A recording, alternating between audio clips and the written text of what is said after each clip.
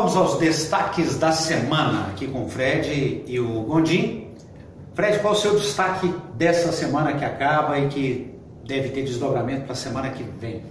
Passou a disputa interna no PMDB, depois da desistência de Iris Rezende. Os deputados estaduais Zé Nelto e Bruno Peixoto disputam a atenção do partido e do grupo de aliados, formado PRP, Solidariedade e DEM, quanto a uma candidatura à Prefeitura de Goiânia. Nós publicamos nessa última sexta-feira, inclusive, uma declaração de Zé Nelto confirmando que ele é pré-candidato, diferente do que foi publicado na mesma sexta-feira, de que ele teria desistido para apoiar Bruno Peixoto. Ele negou essa expectativa, e eu conversei com alguns aliados, inclusive, alguns líderes desses partidos aliados. Eles simpatizam muito mais com a candidatura de José Nelto do que de Bruno Peixoto. E por que essa simpatia? Primeiro que José Nelto, numa reunião que ocorreu na segunda-feira, mostrou disposição, segundo eles, em bancar a campanha. Tem recursos próprios para tocar essa campanha em Goiânia, que é uma campanha de valor considerável. Vai ter um limite, segundo o TSE, de 5 milhões, mas não é qualquer um que pode e dispõe desses recursos. E o outro motivo é porque ele assume uma postura de oposição a Marconi na Assembleia, o que Bruno Peixoto não faz. Então, eu acho que esse é um ponto importante.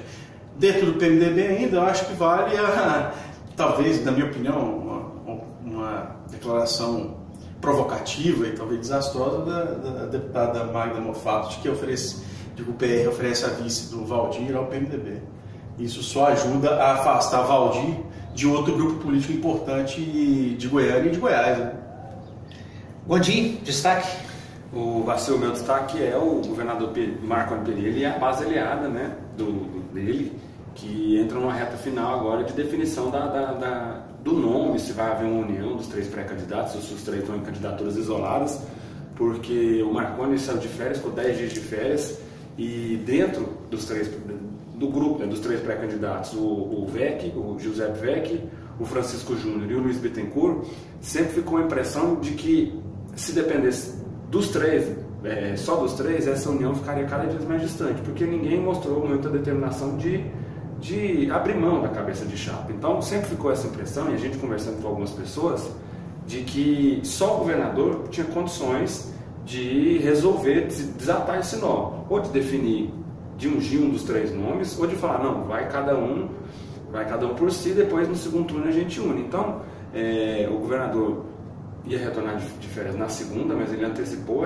ontem, na quinta-feira, na verdade, ele já voltou, já participou de uma vistoria em obra. Então a expectativa dentro do grupo é essa, de que ele chega para definir essa situação entre os 3, mas também ele chega também para arredondar outra questão do Vanderlan, que o Vanderlan é considerado base, mas também conversa com o PMDB, então ele chega assim, para mesmo arrematar essa questão. O Vanderlan é base, vai ser convidado para essa discussão dentro da base aliada do governador, para ter um candidato só, vai ser o Vanderlan. Então assim, estava todo mundo nesse compasso de espera. O que o governador vai querer fazer? Então ele já voltou de férias, tem os desafios administrativos dele, tem a gestão do Estado para tocar, mas também tem essa gestão política, que é muito importante, porque a base, em 2012, teve um desempenho muito ruim na eleição. Então eles não querem que isso se repita. Então o governador chega para resolver essa questão. Vai ser um dos 3 candidatos? Vai ser o Vecchi, o Francisco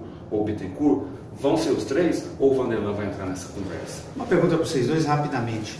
Qual a dimensão da resistência do governador e do governo em relação à candidatura do delegado Valdir? Seria a ponto de eliminar qualquer candidatura da base e levar a um apoio do governo à candidatura de Vanderlan, por exemplo? Passeio, eu vou usar as declarações que eu ouvi nessa sexta-feira do ex-deputado Luiz Bittencourt, pré-candidato do PTB, sobre o Valdir, falando de uma pessoa que não é equilibrada, não é de confiança, e eu acho que isso perpassa entre outros partidos da base. Então, o Marconi já tem essa dificuldade com relação a Valdir. Vale lembrar que Valdir, há um tempo atrás, acho que ainda no PSDB... Não é uma resistência só do governador, é da base.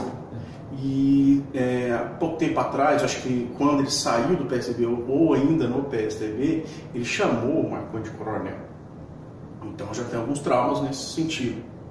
É claro que a gente já viu o governador até com outros aliados ou ex-adversários perdoar em situações até mais sérias, como o caso de Demóstenes, por exemplo, que a briga foi séria entre os dois. Então não duvido, mas eu acho que é difícil para ele quebrar essas resistências dentro do grupo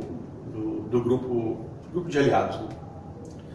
Eu vejo mais ou menos nesse caminho do Fred mesmo, porque a saída do Valdir foi muito traumática do PSDB, essa filiação dele no PR, apesar de ser um partido da base, o próprio delegado não faz questão nenhuma de se ligar ao grupo da base, e até em outro sentido também.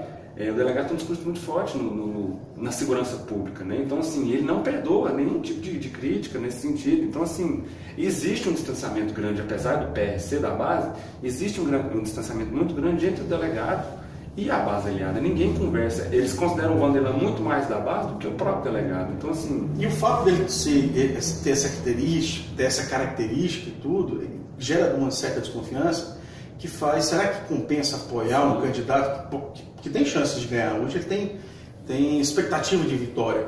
E lá na frente for um administrador que frustre ao eleitor e também ao grupo. Você acha que compensa para o Marconi apoiar um candidato a prefeito que possa vir a eleição e lá na frente trazer desgaste? Então, eu acho que nesse aspecto, na base também é muito pensado isso. Vale como destaque ainda nessa questão a declaração do governador sobre a saída de Íris em definitivo da política, pelo menos o anúncio aí. O governador disse que sempre foi adversário, não foi inimigo dele.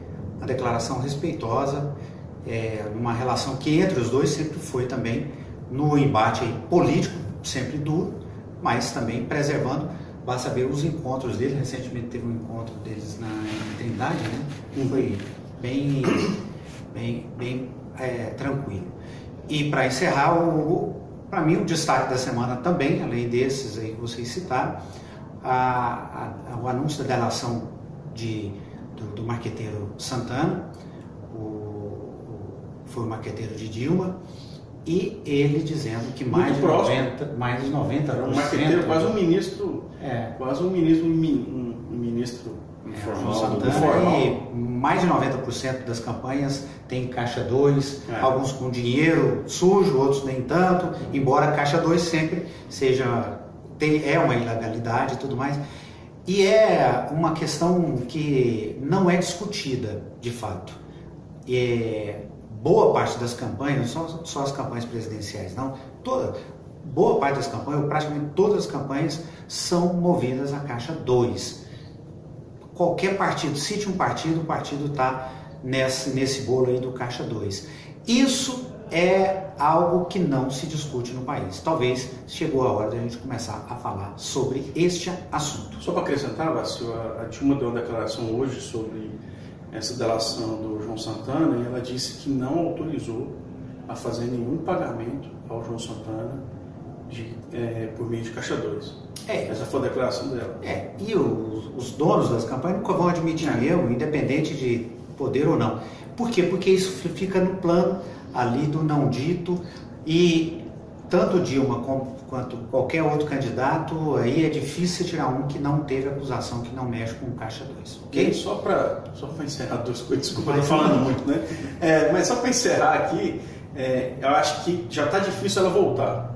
Uma declaração com essa declaração, ela já não ajuda muito, ela não se ajuda muito, porque é inábil politicamente, não sabe sinalizar com declarações populares, e aí vem uma outra declaração, delação. O que não devia influenciar, né? Já que o julgamento lá no Senado não tem nada a ver com isso, tem a ver com as pedaladas, não deveria ser essa avaliação. Mas é político, não resta dúvida, e aí tem peso, ok? Sim.